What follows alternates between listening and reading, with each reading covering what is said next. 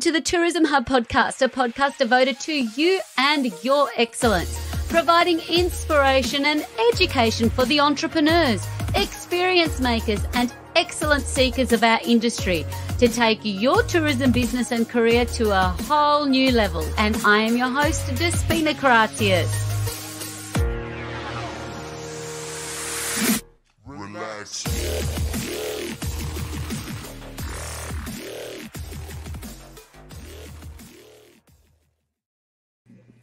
Hello and welcome, my dear friends and excellencies from wherever you're tuning in from. I welcome you and I'm grateful for your presence, that you've come to join us live, or you've come back to watch the replay, or you are one of our favorite subscribers and listening to this from the Tourism Hub podcast, brought to you by the Institute of Excellence.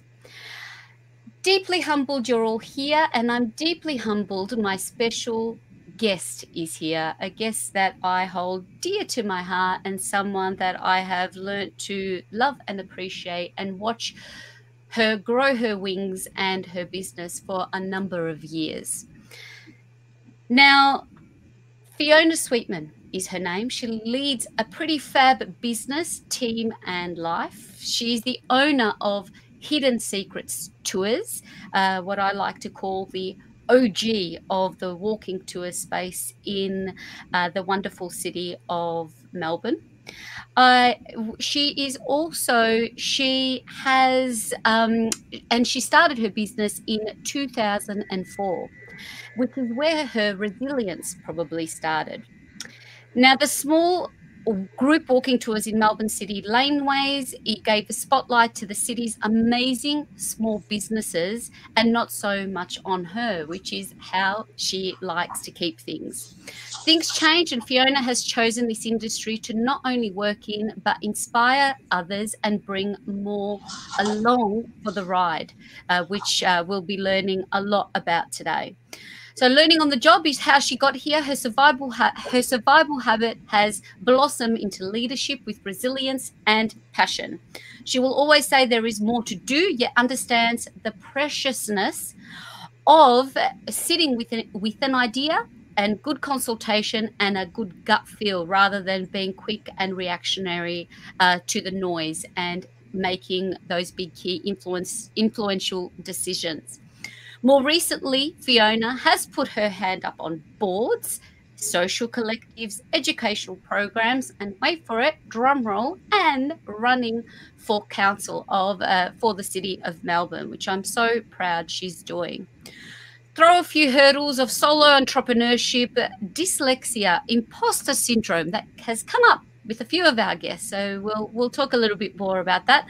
Unconscious bias and fear, learning is what drives her. So she's stood for council before on invitation to make up numbers, but now it's a whole new ball game for Fiona.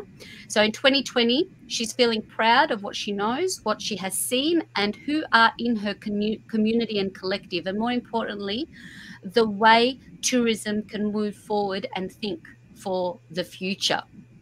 And particularly for Melbourne and the city of Melbourne, in quite a hurtful space at the moment, we need Fiona's leadership. So, without further ado, if she gets in, it will be a huge 4 years. If not, then raising the profile of the city she loves best and an industry she is not only working in but thriving in is the main goal. Welcome to the show, Fiona. Hello. Hi, Debbie. Hi. Welcome to you. I am so grateful that you're here. Now, you started Hidden Secret Tours from an idea with a friend and the need for survival back in 2004. Tell us a little about that journey and that need for survival. Yeah, it's big. So survival to me was something I didn't actually know was the way that I thought. But as you mentioned in the introduction, I didn't learn the way that schools wanted me to learn. And so being in a space where I would black out in exams and other things, I'd always sort of been told that I didn't fit a model of those that were around me. Now, I was in a good school and those sorts of things, so it's not for everybody, but I just didn't have people around me that thought the way I did. So then I went off to RMIT and still failed the English exam and did really well on other things, and managed to self-employ myself, started wedding dresses back then, and then went and lived in France. And, you know, if you can't speak the language, then you're in all sorts of trouble. So survival in language and expression has always probably been a driver that I didn't actually appreciate at the time, I suppose. So I ended up in this tiny small town, the pictures that you're seeing, on a beach, a very cold beach, not quite so warm as ours, but somewhat similar to Melbourne, and a great cultural heritage. It's where Monet used to live and paint, and it has a great history. And then when I came home, I didn't really want to be home, as many of us who have travelled did. So I continued wedding dressmaking, waitressing, doing other things, and I got to a stage of a certain job I was in and went, nah, I'm going to work in a bar. I don't have a job. I've got enough to pay my rent. And I had no goals whatsoever. I just was sitting where I was sitting and enjoying it, and ran into this dear friend of mine who had already got a grant to get the tours going, and Michelle, and she said, you'll be good at this. And I went, no, I'm nervous. I get shy. What are you talking about? And lo and behold, here we are. But I had no money. I had no house to live in. I lived in her house for quite a long time. So it's only with reflection that you realise it was survival. But it certainly learnt me to be happy with my lot, which is really, really important. I'm always aspiring to do things, but regret is the most damaging thing I've ever seen or heard, and I refuse to let it into my world, really. So it's quite a conscious thing that I do. So survival was, how can I find something that I like? How can I find something that is learning? Because I've always been told that I probably didn't learn the way most people learned. I didn't agree with them. And I fell in love with my own city, just as I'd fallen in love with lots of other parts around the world. So it was an epiphany of all sorts. And Michelle saw something in me that I didn't know I had, and I still today say it was the biggest gift that anybody gave me. How amazing, because prior to that, I remember you dabbled in different things and you're looking for a new opportunity. Now, the tourism or visitor space was not something that was on the horizon. It was more opportunistic, that someone else saw something in you. I knew that I was a people person, but that's all. And then coming into this space with Hidden Secret Tours, and that is, I just love, I've known you for a long time, and hearing this story that with your journey in starting the business, where did you start from there, like to develop an experience and see this opportunity? And what I loved most that I saw for the first time is of you in the laneways in France. So, you know, even that curiosity was there from an early age. How did you go from now, okay, I'm going to give this a go, and starting from somewhere, that first action that you took to make this, to bring this to life? Can you recall that? Yeah. It was Australia Day. I was at a party and Michelle said, you could do this. And I went, yeah, no, right, no. And she said, I'm leaving the country in 6 weeks or so. Come and do it. I've got a plan. It's called Shopping Secrets. And I said, I don't know. And, you know, she walked me through what she had planned, and I went, shopping's going to kill me. I don't shop like that. I make things. But the stories were what were really interesting, and the idea that people digest information is still a really strong, differently, is still a really strong thing for me. So the ability to call it Hidden Secrets Tours and then really turn it on its head, that, yes, it's an oxymoron. I remember when we launched the name, the articles in the paper were so much about, what's that? if it's hidden, then that's what it is, but you shouldn't be telling the secrets. You can't name a business that. Funny how it's used in everything today. And so it was really the opportunity to walk around and meet all these little shops that Michelle had already met and find out a bit more than just the transaction of shopping with them. And it then became about them. And in my history of making wedding dresses, they're huge, big, fabulous dresses, but I had no idea how to market myself. I had no idea how to put an ad in a newspaper to say, come and get your dress made by me, partly because that was just horrifying, too scary, and that was a spotlight on me. I'm sure I'm getting, I blush a lot, so that will happen today. So, you know, this idea that suddenly it wasn't me, I was becoming the vehicle of telling the stories, wasn't called storytelling back then, but it sort of is what it is, really. So it's a funny thing how it evolved. I've always been a photographer. I've always been fascinated by language once I learnt one, and the only real person who spent a lot of time with me travelling in the earliest days was my grandmother. So that's that idea that generational understandings can really impact how we see things. She gave me the comprehension of context. She knew all these weird stories about Canadian explorers and how a French name in Quebec was relevant to this town here, and I'm going, oh God, I've got no idea what that means. But the way that people learnt history back then is different than how we learn it now, and so I really wanted to grasp that concept that if we could give people space to digest information in a short area that was a loop rather than lineal, that was exciting, because getting back to the start meant that you could then go and find your own version of what I just showed you. Because the way I tell it doesn't always resonate the first time, and that's how I learn. I don't learn everything the first time.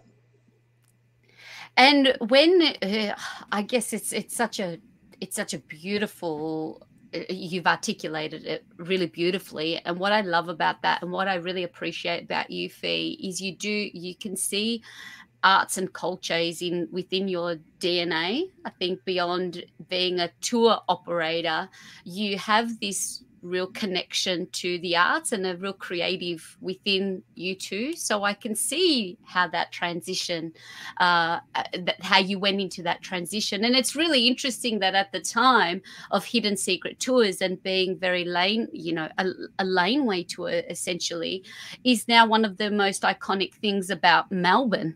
It wasn't at the time. We don't have, when we talk about that key unique visitor experience about Melbourne is the laneways. But certainly if my memory serves me right, that wasn't the case when you started. It wasn't at the time. I still remember ringing Visit Victoria and saying, can I talk about a different hotel and a different restaurant than you've already got in all of your marketing? So the smaller minutiae was a new concept in urban planning. The Village Well had already done some planning about Melbourne in the Postcode 3000 document about how Melbourne was going to move into the next decades or next century at that time. And the Commonwealth Games was on its way. So I distinctly remember that Sydney had all the profile. The Olympic Games had just been, and Australia was back on people's radars. And this idea that Melbourne was the poor cousin was sort of self-fulfilling. We didn't really know how to talk about ourselves except in this romantic manner. And I didn't know I was an entrepreneur, but a lot of people I knew were. And I also knew that the laneways were already there, and a bit like me, the knowledge was already there. It just didn't fit a formula. The way that I learnt, the way that people around me learnt, or the way that the French people say something versus an Australian expression, it's all there. You've just got to dig a little bit to find it. And I think that that's really what resonated about the small spaces, and that I didn't have to be loud and noisy. If you liked what I did, then great. And so that Hidden Secrets was, yes, a lead-in, and it was a great opportunity to tantalise people with that branding. But if you were not curious, then we weren't the tour for you. And that was really nice to have. It was great to have a few parameters and a few sort of boxes that I could stick within rather than trying to be in everyone. So important. I think that is such an important key takeaway there, that I love that just in general, to be very clear on that. If you're not curious, this isn't the tour for you, because sometimes there are things that, yeah, we can go beyond the beaten track to discover something new. You're most certainly a survivor and a thriver. I do see you as entrepreneurial, to be able to go through the long haul. You know, you're in your second decade. It was incredible. It was just so beautiful to see, be there within having met you in the first 18 months of your business, and then celebrating a 10-year milestone, then the 15-year milestone. So you have to stop and take stock of that. That's a mammoth achievement. Now, having this survival instinct in you, and there's always a way, and there's always a better way, how has that been able to serve you to personally and professionally in your business through what we are experiencing in 2020, where your business, along with many other visitor experience businesses that rely on the visitor coming to Melbourne, have been affected? What can you draw on from your experience that you've been able to maintain such a level of calmness about you through all of this, and to take it all in your stride with a lot of empathy and understanding to what is happening in our city? Can you share something? Can you share some thoughts around that, on what you think you've been able to really has helped you get through this period? Oh, look, it's you've got to celebrate the small things, that's for sure. And we nearly didn't make it to 10. I had some accounting that didn't go the way it should. I had a whole lot of difficult, unfortunately, competitor space in the city, and I'd sort of gotten my own way, to be honest. My language and lessons of this world were quite specific, and the imposter syndrome came in with a vengeance about year 8, I suppose. And that was after the GFC, and we were still doing all right, and I had great relationships in the trade, but I didn't know how to grow, and I probably still struggle with that one, because I don't always want to grow. That's the survival habit. So defeating the survival habit's quite hard. But when you're in survival mode, you run a pretty lean operation, and you don't desire more than you need. And I suppose that's a bit of it. The other thing that I think I learned along the way was to trust in other people, that sometimes letting go of the reins and being a little bit human is not a bad thing. So celebrating was good, but being vulnerable was also important. It took me 14 years to get a business coach, and I still to this day say that she probably saved my life. A lot of other stuff was going on in the background, and I had been house sitting for nearly 3 years because I believed in my business so much, but the cash flow was not great, and I couldn't figure out how to stop that treadmill. So, yeah, there's lots of lessons in resilience, that nobody dies. That's really strong. Sleep is important. I live alone, and I don't sort of seek people a lot, because there's plenty in my brain all the time. So being okay with not being the social animal all the time is an interesting lesson that I've learned. And as you said in the intro, sitting with things rather than rushing. And somebody said practical to me the other day, and it's probably something that when you're surviving, everything has to be practical. And so I am. I go to the root cause of something. That's part of the council stuff. It's not the council's fault that things have changed. It's the methodology and how things are going. It's the decisions, yes, but if you don't go to the root cause, then, How do you get to move forward? I've always had a bit of a phrasing that I can't complain until I'm in the room, because I don't read like everybody else reads. I need to hear and listen and see the mood. So resilience, everybody does it differently. I think that's really, really important to understand that choice is the biggest thing. And a choice to me is more important than goal setting. To make sure you sit with the choice, you spend some time with the choice, and if you can't make the choice, then you've got to still spend some time on it, you know. I don't make choices all the time, but I certainly see an opportunity and either choose to go with it. But this morning something happened to me and I went, I'm not the person with a white page. I'm actually not very good with white pages. I'm really good with bringing one idea into another. That wedding dress that you put up before, it's covered in seed beads. It's got 4 dresses melted into one, actually. And I became the best bridesmaid in Melbourne. I turned up to too many wedding dress shops as somebody's bridesmaid, and I made them try on different dresses before I could design and make a dress for them. So that dress there is made up of 4 different dresses that we saw with that particular bride over 6 weeks.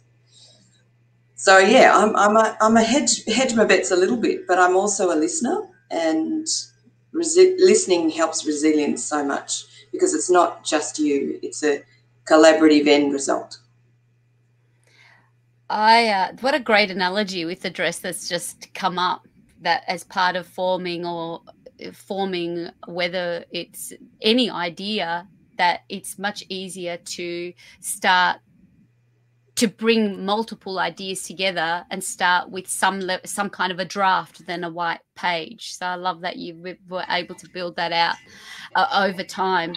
It's what you shared there about it took you 14 years to get a business coach. Last week, we spoke to Mel Neal. We've had a few episodes now where psychological well-being. So I'm trying to reframe myself the emphasis that the pandemic has placed on a lot of our mental health, and recognizing when that the importance of making a decision to seek mentorship in whatever that looks like. Now, to say your mentor and your coach saved was a real savior in your life. Can you take us to that time where you just made that phone call, or you explored that curiosity to take action, that I need to see someone about this, and enough's enough? So often when we talk to others that we don't know very well, you suggest they have a coach, you suggest they get some psychiatric care, or that they go and ask somebody for help. That's all great and lovely, but if you're in the middle of it, you've got no idea what that is. You don't know what the help you need is. And I kept running into a mutual friend of ours, Natalie, and she had been self-employed. She was a woman. She was about my age. She'd struggled with the change of her business model, and she'd been quite open about it. And she's not heavy, so she was just around. And I finally gave her a call and said, I can't get out of my way. Mm. And I was having a really, really terrible time with a family relationship that was one that I refused to be a regret, actually, that's a good word, and I refused for it to haunt me when he was going to die, because he was going too soon. And so I needed to figure out how to be okay with that. And, I leant into it, which is, it's a phrase I didn't know at the time. You know, when you read more books or listen to more podcasts, you understand the language to describe what you're doing. So I leant into that relationship, and it was not perfect, but having somebody to know that I had a business, know that I had a private life, and when you're self-employed, they intertwine even though you don't want them to. So Natalie just sat there and listened and would bring things out to give positivity in other parts, but would allow me to keep talking about the difficulty and finding a better path than the habits that I had. And you don't know you've got habits until they're punching you in the face, actually. Ask any drinker, any smoker, any addict of any sort. I potentially could have been addicted to survival because I just poor me in my head. I didn't talk about it that way, but I had given myself that self-talk. So I don't have that anymore. I am, and I that's probably the most biggest lesson that I could have got, really, that I didn't know that I was telling myself that. I knew that I wasn't depressed. I knew that I wasn't unwell, but I'd pigeonholed myself. And so I was actually my own problem. It wasn't anybody else. And some of that come out of MTILP, you know, icebergs, and you don't know what you don't know, and control the controllables, and all those sorts of phrases are great. They all made total sense to me, but I was still swimming. I was the most miserable in that leadership course you've ever known. I cried through most of it. I was in rejection mode of most of it because I was trying to survive. And but as I said earlier, you learn things when there's room to learn them. And so I keep putting myself in front of things, I suppose. That's what I did in France. All my mates were leaving university and they were starting to complain about trying to make money and pay rent and move out. And I'd been doing that already for 3 or 4 years. And so I remember I put out a message to Mum and all of her mates before internet and said, if anybody needs somebody to even just be a nanny, I don't really care. I just want to get out of Melbourne. This was 19, I was 20. And I still remember it was a 10 o'clock or 8:30 phone call from my aunt, and she said, I know someone in France, they want an English-speaking nanny, have a think. I said, yeah, I'll go. She said, no, got a few weeks. I said, oh, what else am I going to do? So off I went. I did a 6-week course in French and thought I was the coolest kid in the room because I remembered a little bit from year 9, and got to France and couldn't speak English or French. It's still that's almost the first day, that picture under the Eiffel Tower. Had no clue how to even figure out anything. I'm scared of heights, and I walked up that thing because I had so much adrenaline. So, yeah, I put myself in the way of things, I suppose, and that's part of proving my survival. And now it's part of adding my knowledge base and my learning and no longer surviving but being part of my community rather than on the edges of it. If anyone listening hasn't, if that resonates to the core of me, Fiona, and I appreciate you. Thank you so much for sharing. I think what you've just shared in terms of having that level of awareness, and you don't realize you're in it until you've made that step to lean in, and then you can see it in, you know, and that's what's lovely about this, that I can see you physically. It's not just hearing it in your voice.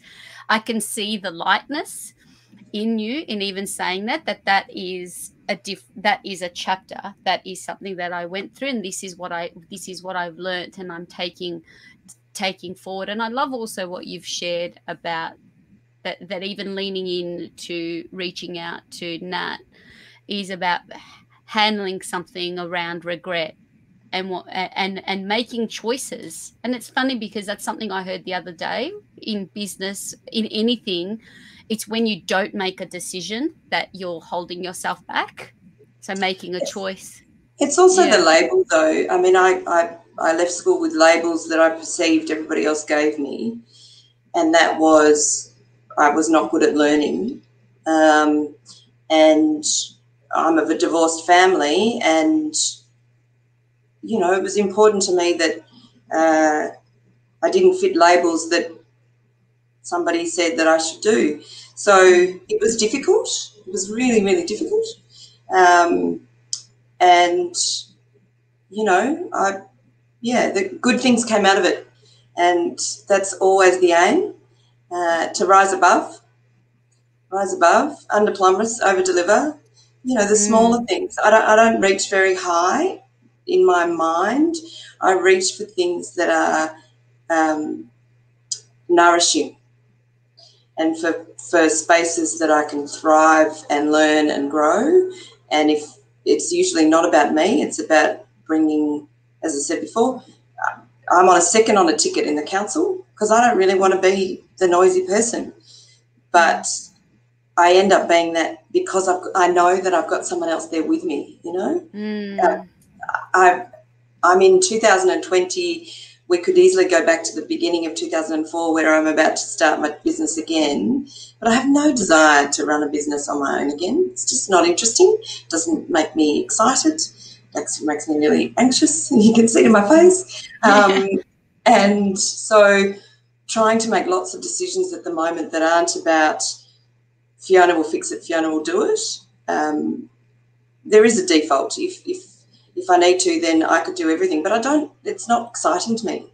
I don't learn that way. I don't function best that way. So to make sure that Hidden Secrets is a business, or that I can be out of Hidden Secrets way so that it can grow, I think is really important. And to that, you launched through this time, through COVID, a new experience called Slow Tours. Tell us about that and how, because I can see that really resonating to where you are at. Tell us about Slow Tours and how that came about, and how you will introduce Slow Tours to the world. So there's been money flying around everywhere. There's been lots of grants. City of Melbourne's always been very good with grants. Our business, actually, my friend Michelle got a grant for it. So there was grants for just doing more marketing, more of the same. And I really felt that if I was going to apply for something, then I wanted to make it new, and new that could be used for all sorts of people, whether it be locals, corporates or otherwise. And then, as we're surrounded by lots of not-for-profits at the minute, and those people that are struggling. This concept that I was walking around the city because I live in the 5K zone and just saw people that really didn't want to be in the city trying to do jobs. So how do we get them to have a new relationship with Melbourne? And that's where it came from. So it's the sensory laneway observational walks. Still the laneways, that's my sort of ring fence, if you like, for me, and how to keep being real to the brand or why I exist. Laneways are the other paths, the other ways to get somewhere, and that's probably all about me. And so this was a concept that came about to get people like the Salvation Army staff, not the people they're caring for, but their staff or youth projects or any of the volunteers in other areas could actually go and do a walk around the city and be shown the city in a different light than what they've had to deal with over the last little while, because they need time out as well. I learn differently, I hear differently, I see differently. So the blind tours that we started to do a few years ago was certainly a reference point. But the city's changed so much in the last 9 months. There's new walls, there's new skyscrapers. I live on Faulkner Park, and nobody told me that there'd be hot air balloons, Despy, landing outside, but helicopters. And so the helicopters are above us, but because I'm in a lower building, the echo is phenomenal. So our spaces are so important of how we as humans interact in them. And I think you can tell stories, but the stories need to be owned by the participant. And that's what I really want the Slow Tours to be. It's not about me talking all the time. It's about giving moments for poetry. It's giving moments for birdsong. It's giving moments for walking past a coffee shop so that all your senses are engaged, even heavy shoes or cobblestones, so that we really create texture and get people to go back to an analogue space, because we've all been in this digital area that I'm very privileged to be on. But analogue is probably how I learnt to know that I could learn. I could use digital to do short bursts of research, but talking and watching, it's so important, and reading faces and seeing triggers of how people respond or don't. That's what the Slow Tours are about, and They'll be good for locals, they'll be good for families, they'll be great for corporates, and I believe they'll be really good for tourists in the long term. It's not a tourist way of thinking, but we'll get there. Oh, look, the last time I saw you in real life, we went for a beautiful walk around the Royal Botanic Garden. That was an experience unto itself, because you're mid-sentence and you go, see that plant over there? And you'll tell me a story about a plant in the garden and that it needs to, it was, you are most definitely a storyteller, and I can see the sensory experience. I loved when I first read about it and rightly launched during Are You OK Day. I thought it's a brilliant initiative for you to take moving forward. And speaking about moving forward, and you're embedded within the city, and I think for this opportunity to come and run for council, not only from the visitor lens, but also from a small business lens, but also from a resident lens, tell me about, I don't, for my own learning as well, that you've come in on a ticket. What was it that propelled you, and now that this next step in your journey to go and have a seat at the table and lean in to a new conversation? What was it this time around for you to take this way forward? To get to the point of the decision, I'd left Melbourne in June so that my staff could, got out of my own way, so that my staff could do some tours that we were slowly getting just a couple of bookings for. And so I got in my car and I drove to New South Wales on my way up to Byron and Federal, where an uncle lived. And I was away, and it was pretty difficult when the lockdown happened. I was on my way home and turned around, and I stayed away for quite a while. And as I heard about what was happening in Melbourne and even the reaction to Melbourne, I really felt that the visitor, whoever we were, was going to be given so many mixed messages. So I was actually in the car on the way home.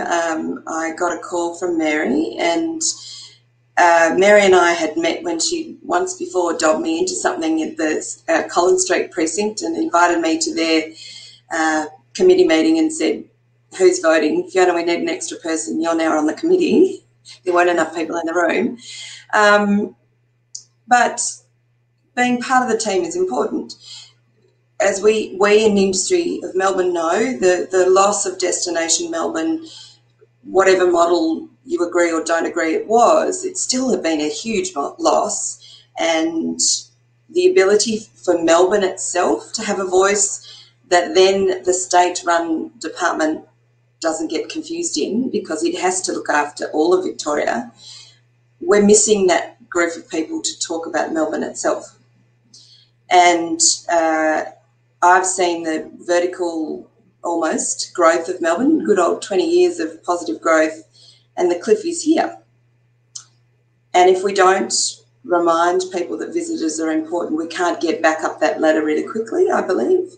Our resident numbers have grown, so this year there's a hell of a lot of residents that are in the number, and I feel really concerned that the visitor will be forgotten in a planning of a city.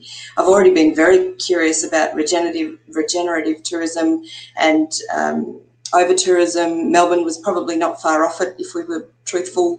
So how do we make sure that 4 years of council can plan for not getting back into over-tourism, that the laneways that we love or the beautiful parks that we love are still open for residents, visitors and business people, and that we don't overcrowd the city, because, yes, we need people. That's the model of growth at the moment, but growth isn't always about increments of numbers. Growth can be about positivity and better ways of doing things rather than just a number counting. So that's how I think. That's probably a dyslexic brain as well. And because I've been on lots of committees and other things that have dealt with council, I feel that I have some compassion for the bureaucracy, but also an understanding of how often the bureaucracy doesn't have time, sadly, but also the encouragement to speak directly to the people that it's going to influence and affect. So they're the things that I've seen happen previously. They're missing currently at the minute, and that's really what I would like, more engagement. I don't know all the answers for every pocket. There's 15 different pockets of Melbourne, but I live here and I work in it. I think I might be one of the few, other than nightclub owners, who work in it, or restaurant owners. So hospitality is great, but it's not the only thing to Melbourne. And if we lose it, then what do we have left? Mm. And that, to me, is what's really important. You can't hang your hat only on hospitality. And when these things come up, how do you prioritise the yes, that this is something like, so how do you prioritise the yes to make that choice that this is something that I believe in and it's not going to distract me from the other passion or the other project that I'm doing over here? That's just something I'm curious about, of how. Oh, look, this year's probably the only year that I will have a red hot go. As you said, I've run a few times before at the bottom of other people's tickets, and it was a learning curve, so that was great. I wasn't asked other than from Mary, so I wrote to the people that I already knew in council, and they'd already made their plans, and that's great. I hadn't really indicated anywhere in the last 2 years that I was interested, and I have something to say this time. And my business I will never be as busy as I was last year in the next 5 to 10 years, I don't believe, probably 5 years. So that meant that the parameters of the 4-year time on council should suggest that I would have time. Again, the idea that I don't want to be stuck in my business. I want to be able to employ people. I hate being a boss, but I want to be able to employ people. It's a complicated place to be. But I actually really don't like being a boss. I love to be part of the team. So if it happens, if the miracle, statistics say it might not, but the miracle happens and I got in, I could afford the time and do it without hesitation or compromise to either sides of my business, because there's a plan for an operations manager. The staff that I've got love what they do. I've had time to write protocols. You know, this has been an impressive time. And more importantly, I had a rest. I had 10 weeks away, and I used Zoom in my car, but I had a rest, and I haven't had a rest in probably 16 years. So that's been the best lesson. I've had lots of holidays. I've had lots of time away, but I haven't had a rest where I was not required to be anywhere. I booked my hotels in New South Wales at 5:30 at night. I didn't know where I was going. It was so liberating. And having a rest and just letting things come to me rather than me demanding time has been enlightening. How wonderful to recognize that is something that through all of the through all of the disruption, that you can recognize I've had a good rest that I really needed after my 16, 17 years of running a business. And I love also what you've shared. And look at this. Check this out, Fiona. Our dear friend Ingrid, our beloved industry will benefit from your raw, honest, and genuine leadership. Couldn't agree more. Thank you, Ingrid, for joining us. It's touche. Now, this is something you are raw and genuine, and it is a quality that you have about you, Fiona, that I would love to see this come to fruition. And I wish I lived within the radius that I could put this ticket or put my vote in. When you started your business, the art of storytelling that you can translate that narrative of a story, whether it's a business that you are passing by, or a plant, or a building. Is that something that you knew you were signing up for, and how important that is to the visitor journey? Because it's not about the products we sell. It absolutely is about the stories we tell and that we share. Is that something you thought you were signing up for? And what do you wish, starting back in 2004, that someone gave you the heads up on the industry and on starting a business in tourism? What do you wish someone tapped you on the shoulder and say, "Hey, here's some advice for what you're about to embark on"? Oh, get out of your own way. Yeah. uh, it's been a new lesson for me. I think I was proud, but I didn't believe that I was proud. I think it's okay to be different.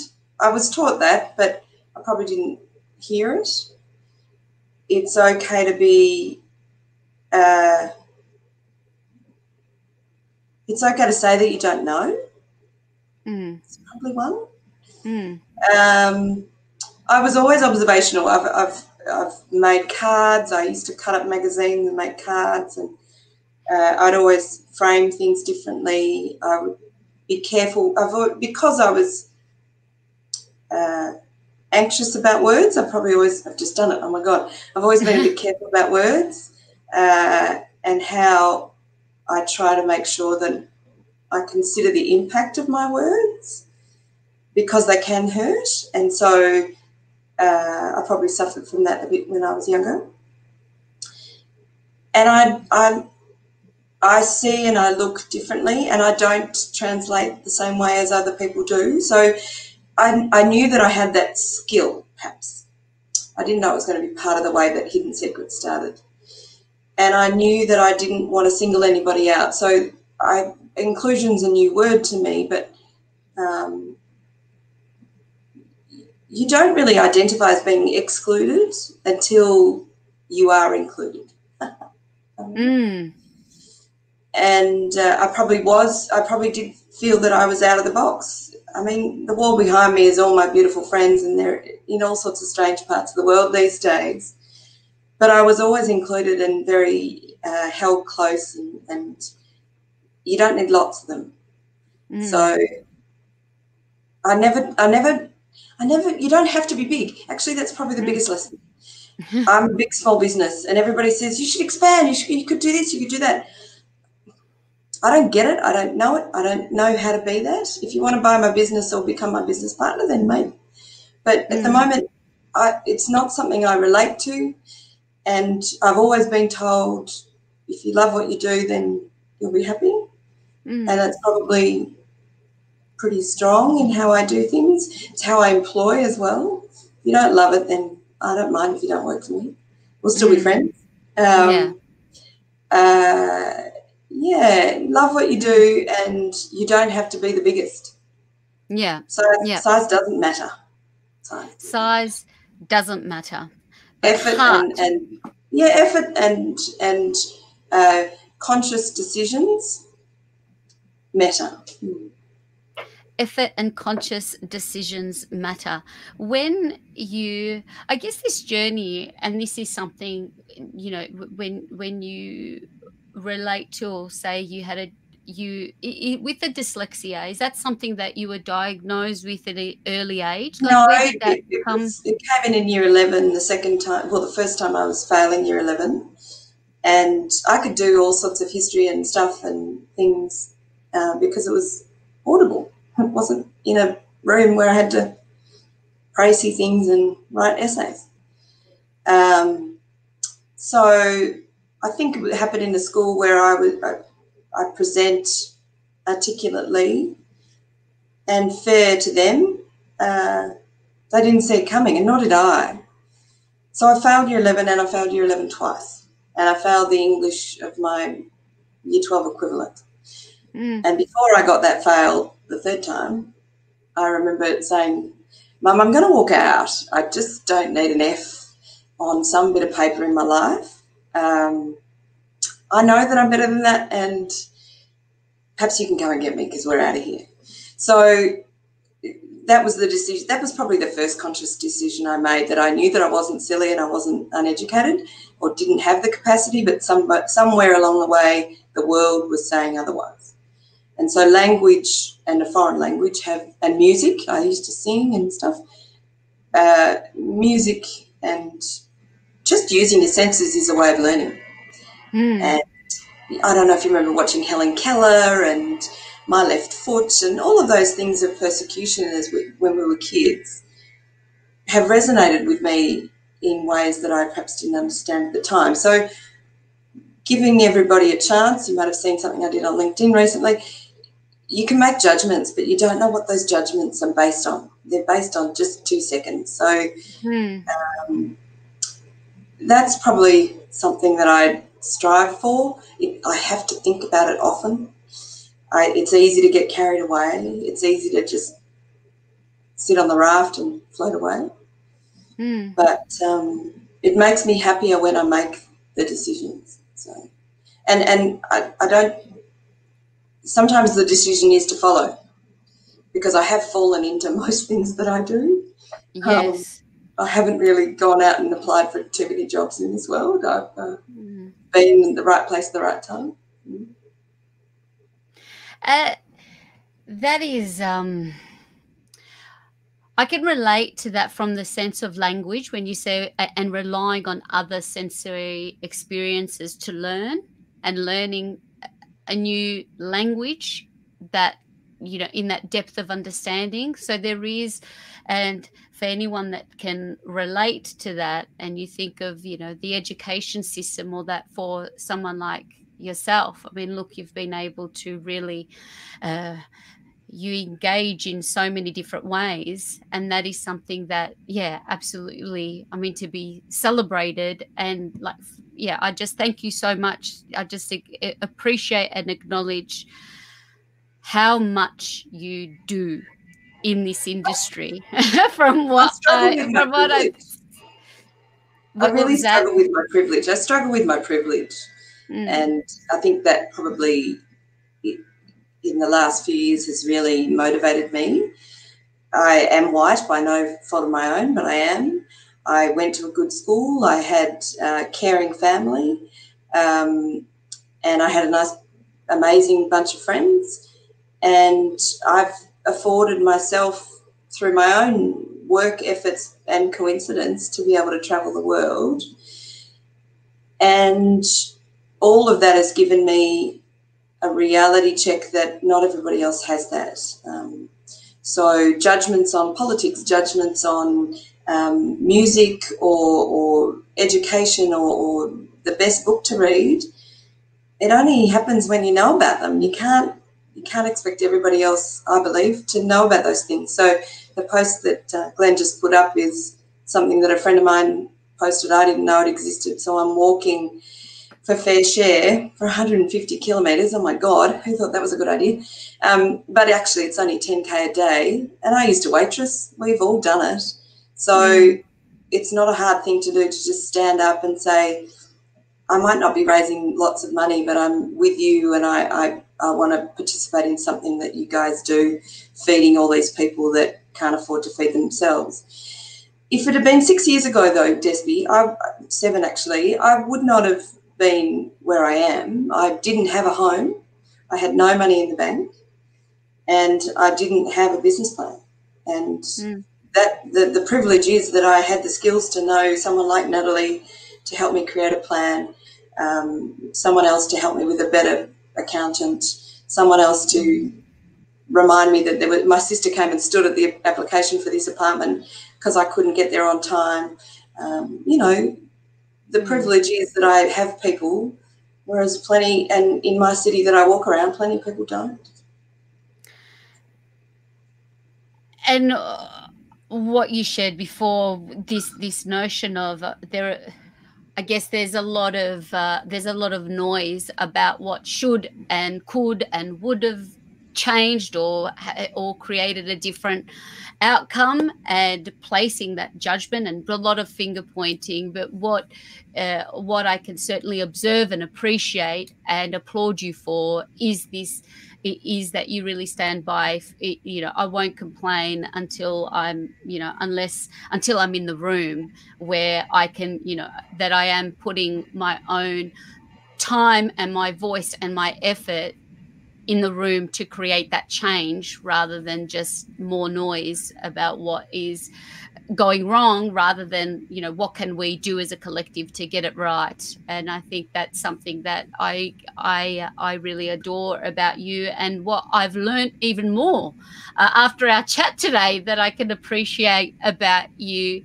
Fee. Now, we are, you know, gee, an hour of power has gone very quickly, I must say.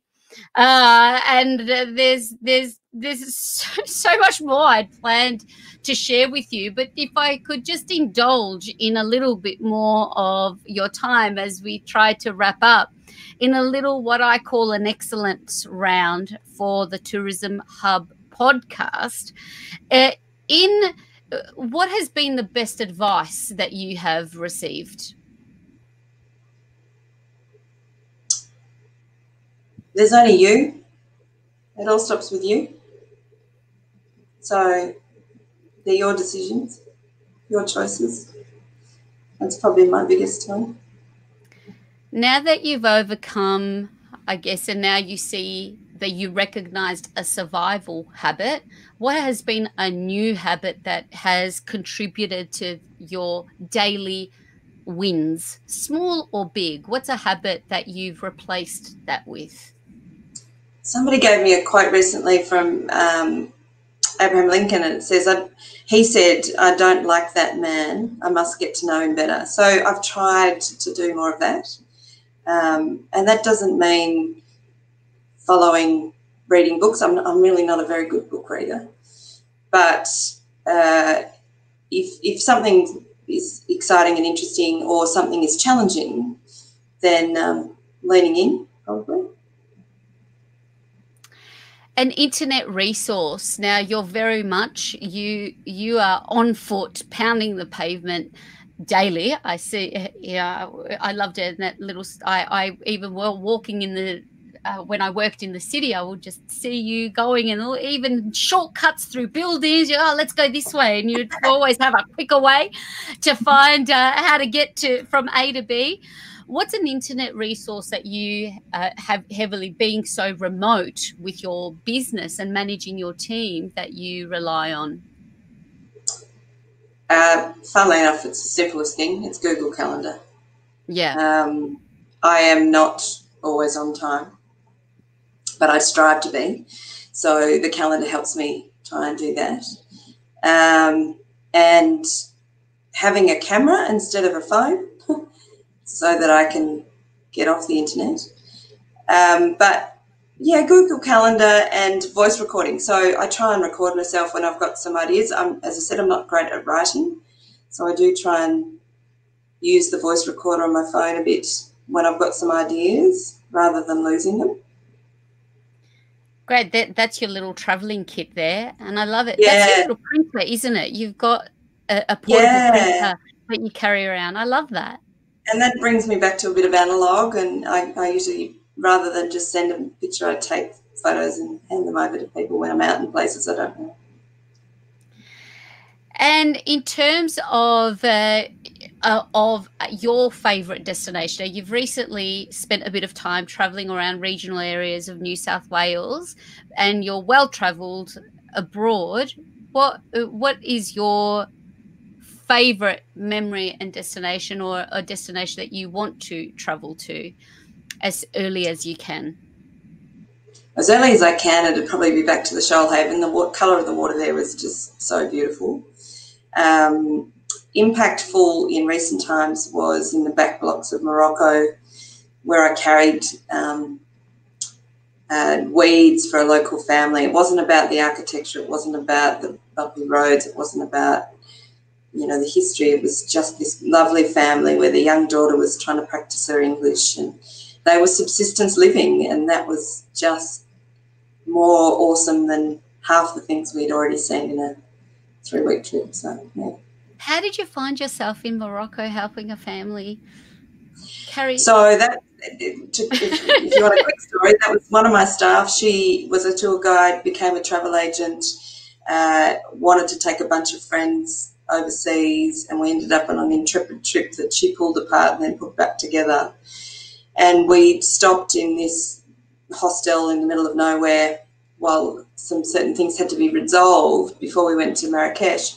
And so we had sort of half a day extra spare. And as Intrepid does, they really involved the local community. And 3 women took us out and we were able to help them, watch them weed. And our group sort of said, hang on, we're going to carry this. So we looked like turtles walking down the road, and carried all of their weeds into the feedlot for the fenced-in cattle that they use for food and milk. So it was life at its simplest form, and they were the happiest people I've met in a very long time. Oh, so good. How can everybody best connect with you? We'll have that all available on the instituteofexcellence.com/podcast, and there'll be a page there all about Fiona. But what's the best way people can follow you right now? If they want to follow my thinking, it's probably the value of tourism. If they want to follow on Instagram, if they want to follow my business, it's on hiddensecretstours.com. Or if they want to get in touch with me in any way, say hi on LinkedIn. Tell me why you want to say hi so that I remember to actually accept you. And the trick about that is for a person like me who hasn't got a great use of diaries, that little message of saying hello stays in the message so that I can have some context of how I met you last time. Love it. And our tourism sisters, the sisterhood, we had some fun. We had some fun, but we've got Hidden Secrets Tours and the value of tourism, those Instagram accounts there. Fiona, it's been such a pleasure. There's always insights, every connection, every walk, every touch point, some key takeaways that I've taken from our chat today to leave everyone on is the importance of recognizing and having a self-awareness in business to get out of your own way, to be able to then lean in to change and lean in to opportunity that is difficult to see when you are in your way and in your own thinking. Can't complain until you're in the room. But the gold nugget, and what I really loved and I want to leave everyone on, is that Fiona is running for council for the City of Melbourne, because this time, like no other time, she has something to say. So if you want to go and follow Fiona's thinking, philosophy, join her on a tour as early as you possibly can. I think even as locals, you will learn more than you ever did. And you've probably passed things a million times and you haven't seen it or appreciated it until you see it through the lens of Fiona and the team. So thank you for joining me. I'm so grateful for your time and for your sharing and your vulnerability. Like I thought I couldn't love you anymore, I love you even more. So thank you, Fee. We've been on a pretty amazing, huge journey together. Huge. And it's you always feel it's just the beginning. It's a new journey again, I think, as we literally come out and we can be able to have that walk again. What a simple pleasure that you just really, you're always grateful for it, but not until it's taken away from you, right? That was such a lovely way to spend a Saturday morning. So to everyone that's joined us, I hope you have enjoyed that chat as much as I have. Please, keep tuning in on Saturdays, and if you know someone that is worth sharing, and I mean, really anyone is, but if there's someone that you would like to see featured, like Fiona Sweetman, that we can be, our thoughts can be provoked and think through the way we do things a little bit differently, please reach out to me personally, Despina at instituteofexcellence.com. But until next time, my friends, I send you love, I send you good health, I send you all the good stuff. Be excellent today and every single day.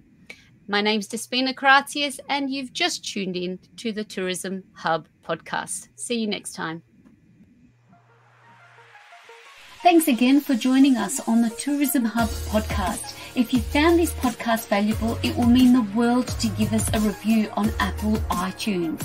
We're also live here every Saturday at 2 p.m. across all the Institute of Excellence Facebook and YouTube channels. And you are all invited. Be excellent, and don't forget we also have courses available at instituteofexcellence.com to help you and your small business greatness.